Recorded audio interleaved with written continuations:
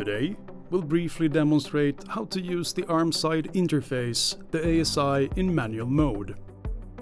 To do this, press and hold the flex pendant enabling device, then press the ASI teach button to enable lead-through. Next, move PoWa to the desired position. To change the lead-through speed, you can, for example, bind the point button to switch lead-through speed to toggle between fast to slow.